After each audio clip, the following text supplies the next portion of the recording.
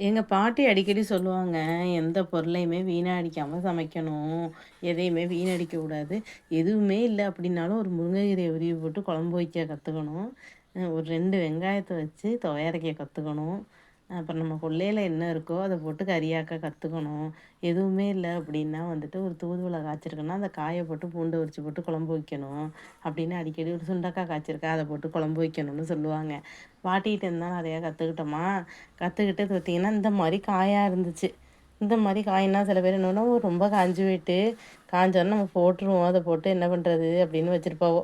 இத என்ன பண்ணோம்னா அரிஞ்சுக்கிட்டோம். அரிஞ்சுக்கிட்டு உப்புல போட்டு குலுக்கி வச்சுருவோம் டப்பால. போட்டு குலுக்கி வச்சுட்டோம்னா, அத என்ன பண்ணா நல்லா குலுக்கி ஊறுன பிறகு, அதில மிளகாத்தூள் போட்டு, கடுகு போட்டு, கருவேப்பில போட்டு, பெருங்காயம்லாம் போட்டு, வெந்தயம், மிளகா பொடி பண்ணி போட்டு தாளிச்சோம்னா, நாரங்கா ஊறுகாய் சூப்பரா இருக்கும். நம்ம இது மாரி காஞ்சு போயிட்டு, அத என்ன பண்ணுறதுன்னு வீசக்கூடாது. இது மாரி தான் காஞ்சிருக்கு, தோல் ட்ரையா இருக்கே தவிர, உள்ளார எவ்வளோ நல்லா இருக்கு பார்த்தீங்களா?